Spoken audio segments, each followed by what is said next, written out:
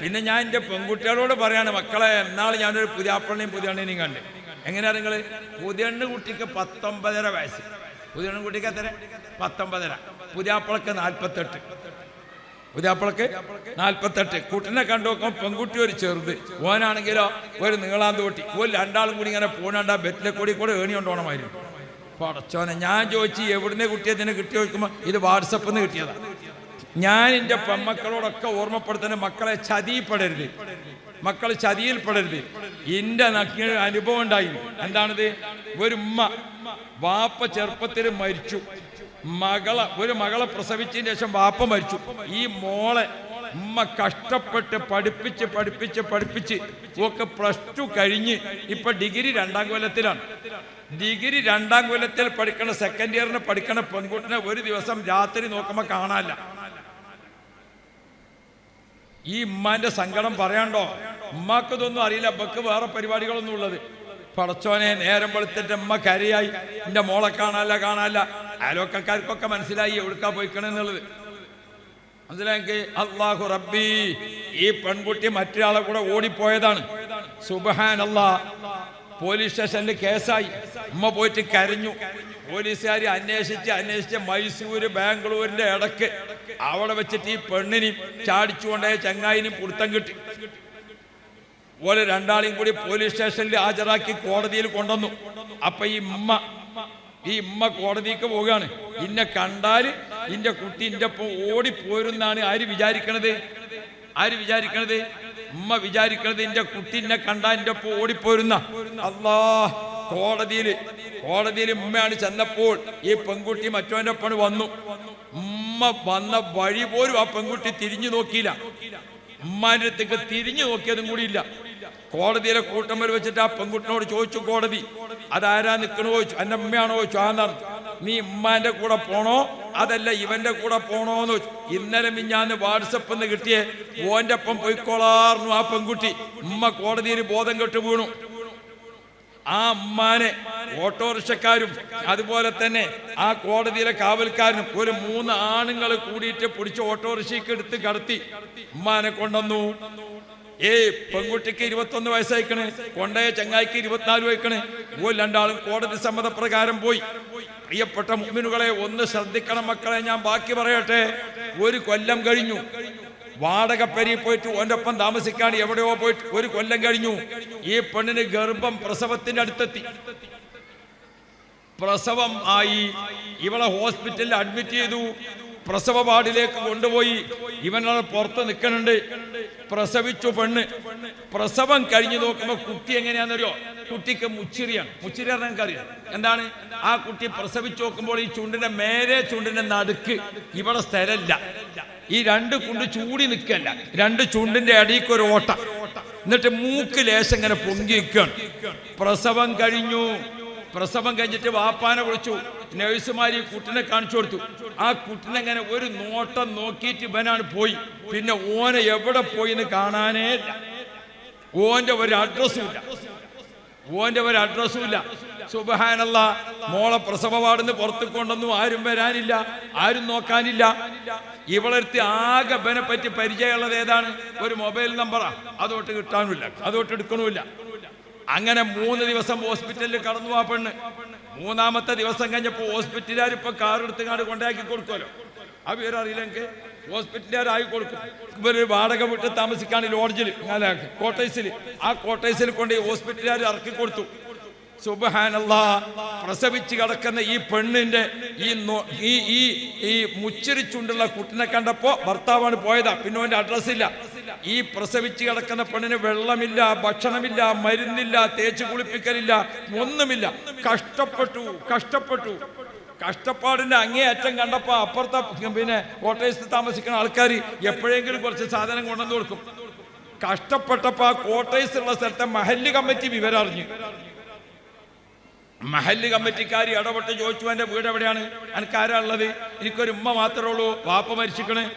അവരുമ്മാനി അന്വേഷിച്ചു വന്നു. മഹല്ല് കമ്മിറ്റിക്കാർ എന്തു പറഞ്ഞു? ഉമ്മാനി അന്വേഷിച്ചിട്ട് മഹല്ലത്തിൽ, ഇപ്പുറത്തെ ഉമ്മാന്റെ മഹല്ലത്തിൽ വന്നു. അവിടെ വന്നിട്ട് മോര്യാരിയും കൂട്ടി അവിടുത്തെ കമ്മിറ്റി ഇവിടുത്തെ കമ്മിറ്റിയും കൂടി ഇമ്മാന്റെ അടുത്ത് പോയി. ആ ഇമ്മ ദുഃഖിച്ച് വിഷമിച്ച് പ്രയാസപ്പെട്ട് ഇവരൊക്കെ പാടെ വരുന്നുണ്ടപ്പോ ഉമ്മ ബേജാറായി. എന്താണാവോ? അപ്പൊ പറഞ്ഞു, ഇന്ന പെണ്ണുങ്ങളെ മകളാണോന്ന് വെച്ചു. ആന്ന് പറഞ്ഞു. എന്നാല് ഓളെ പ്രസവിച്ചിങ്ങാണ്ട് ഭർത്താവ് നാട് വിട്ടു പോയിക്കണേ, ഓള് കോട്ടേഴ്സിൽ പട്ടിണി കിടക്കാണ്. അപ്പ അമ്മ പറഞ്ഞു, ഒരു കൊല്ലാണ് പട്ടിണി കിടക്കട്ടെ, എന്നിട്ട് ഇഞ്ചടുത്തേക്ക് വന്നാ മതിയോ. ഞാനൊരു കൊല്ലമായി രാവും പകലുമില്ലാതെ കരയാണ്. ഇന്റെ കുട്ടിനെ 21 വയസ്സ് വരെ ഞാൻ പോറ്റി വളർത്തിയിട്ട് വേറൊന്നും എനിക്ക് വേദനയില്ല. കോടതിയിൽ ഞാൻ ബോധം കെട്ട് വിൽക്കാൻ പോയിട്ട് ഇന്റെ കുട്ടി ഇന്നൊന്ന് താങ്ങി നിർത്താൻ ഇന്റെ അടുത്തേക്ക് വന്നിട്ടില്ലല്ലോ. ഓ പെണ്ണ് ഓന്റെ പല്ലേ പോയത്, ഓളൊന്ന് പഠിച്ചോട്ടെ, ഓളവിടെ കടന്നോട്ടെ, പട്ടിണിയാണെങ്കിൽ പട്ടിണി കടന്നോട്ടെ, ആരും നോക്കാലും നോക്കെ ഇന്നോട് വരാൻ വേണ്ടി വരണ്ട. ഉമ്മ പൊട്ടിത്തെറിച്ചിട്ട് മൊലിയാരോട് പറഞ്ഞു, മൊലിയാരെ ഈ കേസ് വെച്ച് വന്നതാണോ നിങ്ങള്? ഇന്റെ പെണ്ണ് ചാടിപ്പോയ വിവരം നിങ്ങൾക്ക് അറിയില്ലേനോ? ആ അമ്മാന്റെ വേദന. ആ അമ്മ പറഞ്ഞു, ഈ മഹല്ലത്തിൽ ഇനി ഒരു പെണ്ണങ്ങനെ പോകരുത്. ഓളെ ചരിത്രം, എന്റെ മകളെ ചരിത്രം ഇവിടെ എല്ലാവരും അറിഞ്ഞോട്ടെ. ഒരു കൊല്ലായിട്ട് ഞാനൊരു മരിച്ചോടത്ത് പോയിട്ടില്ല, ഒരു കൊല്ലായിട്ട് ഞാനൊരു കല്യാണത്തിന് പോയിട്ടില്ല, ഒരു കൊല്ലായിട്ട് ഞാൻ സൽക്കാരത്തിന് പോയിട്ടില്ല, ഒരു കൊല്ലായിട്ട് ഞാൻ ഈ വീടിന്റെ പുറത്തേക്ക് ഇറങ്ങിയിട്ടില്ല. എന്റെ കുട്ടി പോയ മാനക്കേടും വേദനയും ദുഃഖമായിട്ട് ഞാനിവിടെ കരഞ്ഞു കഴിയാണ്. മക്കളെ, ഉമ്മമാരെങ്ങനെ കണ്ണീര് കുടിപ്പിച്ചിട്ട് വാട്സപ്പിൽ ചാടിപ്പോകാൻ നിൽക്കല്ലേ കേട്ടോ. കണ്ണീര് കുടിക്കേണ്ടി വരും, കണ്ണീര് കുടിക്കേണ്ടി വരും. ഉമ്മയാണ് സ്വർഗം, ഉമ്മയാണ് സ്വർഗം. സ്വർഗത്തിന്റെ ടിക്കറ്റ് തരാൻ അധികാരമുള്ള ഒരേ ഒരാൾ ഉമ്മയാണ്. ലുക്മാനുൽ ഹക്കീം റളിയല്ലാഹു അൻഹു, ലുക്മാനുൽ ഹക്കീം റളിയല്ലാഹു അൻഹു എന്നും ജോലിക്ക് പോകും. പ്രായമുള്ള ഉമ്മണ്ട്. ഉമ്മാനെ കുളിപ്പിച്ചു, ഉമ്മാക്ക് ഡ്രസ്സ് മാറ്റി കൊടുത്തു, ഉമ്മാക്ക് നല്ല ഭക്ഷണം കൊടുത്തു. എന്നിട്ട് മൂപ്പർ എന്ത് ചെയ്യും? ഉമ്മാന്റെ അടുത്ത് വന്നിട്ട് പറയും, ഉമ്മ എനിക്ക് ജോലി ഉണ്ട്, ഞാൻ പോട്ടെ. ആ ഉമ്മാന്റെ കുട്ടി പോയിക്കോ. എന്നും പോകുമ്പോ മൂപ്പർ ചോദിക്കും, ഉമ്മാക്ക് എന്താ കൊണ്ടുവരേണ്ടത്? ഉമ്മ ചോദിച്ചു. ചെറിയ കുട്ടികളോട് ചോദിക്കണ മാതിരി, എനിക്ക് എന്ത് മിഠായിയാ വേണ്ടത് ചോദിക്കണേ എന്ന മാതിരി ചോദിക്കും ഉമ്മാനോട്. ഉമ്മ അങ്ങക്ക് എന്താ കൊണ്ടുവരേണ്ടത്? ഉമ്മ ദിവസം എന്തെങ്കിലും ചെറിയ കാര്യമല്ലേ ഉമ്മാക്ക് ഉണ്ടാവുള്ളൂ. 1,10,000 ഒന്നും ഉമ്മാക്ക് വേണ്ടല്ലോ. ഒരു ദിവസം ലുക്മാനിലാക്കിയപ്പോൾ തങ്ങൾ ഉമ്മാനെ കുളിപ്പിച്ച് ഡ്രസ്സൊക്കെ മാറ്റിക്കൊടുത്ത് ഭക്ഷണമൊക്കെ കൊടുത്ത് ഉമ്മാനെ സന്തോഷമായിട്ട് ഇരുത്തിയിട്ട് പറഞ്ഞു, ഉമ്മ ഞാൻ ജോലിക്ക് പോട്ടെ ചോദിച്ചു. ഉമ്മാന്റെ കുട്ടി പോയിക്കോ, ഇന്ന് ഞാൻ വരുമ്പോ എന്താ നിങ്ങൾക്ക് കൊണ്ടുവരേണ്ടത് ചോദിച്ചു. ഇന്ന് നീ വരുമ്പോ ഉമ്മാക്ക് സ്വർഗത്തിൽ നിന്നുള്ള ഒരു പിടി മണ്ണ് കൊണ്ടുവരണം എന്നാണ്. എന്ത്? സ്വർഗത്തിൽ നിന്നുള്ള ഒരു പിടി മണ്ണ് കൊണ്ടുവരണം എന്നാണ്. അപ്പൊ ലുക്മാനിലാക്കിയപ്പോൾ തങ്ങൾ പറഞ്ഞു, ഞാൻ ഇവിടെ തന്നെ ഇരുന്നോളാം, അത് പുറത്തു പോയാൽ കിട്ടൂല. അവിടെ ഇരുന്ന് ഉമ്മാന്റെ അടുത്ത് ഇരുന്ന് ഉമ്മാന്റെ തലയിൽ ഇങ്ങനെ പേ നോക്കി കൊടുത്ത്, ലുക്മാനിലാക്കിയപ്പോൾ ഞങ്ങളെ ഉമ്മാന്റെ തലയിൽ ഇങ്ങനെ പേ നോക്കി കൊടുത്ത്, ഉമ്മാന്റെ കൈപ്പലങ്ങൾ ഇങ്ങനെ ഉയിഞ്ഞു കൊടുത്ത്, അങ്ങനെ ഉയിഞ്ഞു ഉമ്മ ഇങ്ങനെ നിലത്ത് കാല് കുത്തി ഇരിക്കുകയാണ്. ഉമ്മാന്റെ കാലിങ്ങനെ തടകി ഉമ്മാന്റെ വിരലുമ്മല് പിടിച്ചിട്ട് ലുക്മാനിലാക്കിയപ്പോൾ ഞങ്ങള് വിരല് നീട്ടി പിടിച്ചിട്ട് ഒന്നിങ്ങനെ വലിച്ചൊന്ന് പൊട്ടിച്ചു കൊടുത്തു. ഉമ്മാക്ക് എന്തൊരു സുഖം എന്നറിയാം. രണ്ടാമത്തെ വിരല് പൊട്ടിക്കാൻ വേണ്ടിയിട്ട് മൂപ്പര് വിരലിങ്ങനെ പിടിക്കുമ്പോ ഉമ്മ നിലത്ത് ചവിട്ടിയ കാല് ഒന്നിങ്ങനെ പൊന്തിച്ചു കൊടുത്തു, പുടുത്തം കിട്ടാൻ വേണ്ടിയിട്ട് ഒന്നിങ്ങനെ പൊന്തിച്ചു കൊടുത്തപ്പോ ലുക്മാനിലാക്കിയപ്പോ ഞങ്ങൾ കാലിന്റെ അടിയിൽ നിന്ന് മണ്ണിങ്ങനെ വാരിയിട്ട് പറഞ്ഞു, ഉമ്മ സ്വർഗത്തിലെ മണ്ണ് കിട്ടി ഉമ്മ. ഉമ്മയാണ് നമ്മുടെ സ്വർഗം. സ്വർഗത്തിന്റെ ടിക്കറ്റ് മുറിച്ചു കൊടുക്കാനുള്ള അധികാരം ഉണ്ടെങ്കിൽ അത് ഉമ്മയാണ്. അപ്പൊ വാപ്പാര് വിചാരിച്ചു ഞങ്ങൾ പിന്നെന്താ, നിങ്ങൾ ബേജാറായില്ലേ അവിടെ ഇരിക്കും.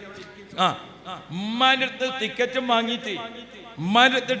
വാങ്ങിയിട്ട് ഇങ്ങനെയാണ് വരുമ്പോ സ്വർഗത്തിന്റെ അവിടേക്കാണ് എത്തുമ്പോ അൽ വാലിദു ഔസത്തു അബ്വാബിൽ ജന്ന, സ്വർഗത്തിന്റെ പ്രധാന ഗേറ്റ് വാപ്പയാണെന്ന് മുഹമ്മദ് മുസ്തഫ. സ്വർഗത്തിന്റെ പ്രധാന ഗേറ്റ് ആരാണ്?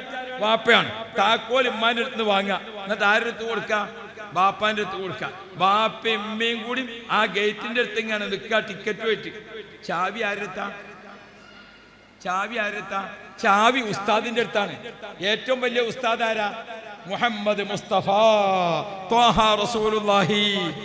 അപ്പൊ ഉമ്മാന്റെ അടുത്ത് ടിക്കറ്റും വാങ്ങി ബാപ്പാനെയും കൂട്ടിയിട്ട് സ്വർഗത്തിന്റെ അവിടെ അങ്ങനെ നിൽക്കുമ്പോ എന്നെയും എന്നുടെ ഉമ്മയും ബാബയും അറിവൈ പഠിപ്പിച്ച ഉസ്താദുമാരെയും എന്നെയും മറ്റുള്ള മുഅ്മിൻ എല്ലാരെയും എങ്കൽ നബിന്റെ ശഫാഅത്തിൽ കൂട്ടല്ലോ.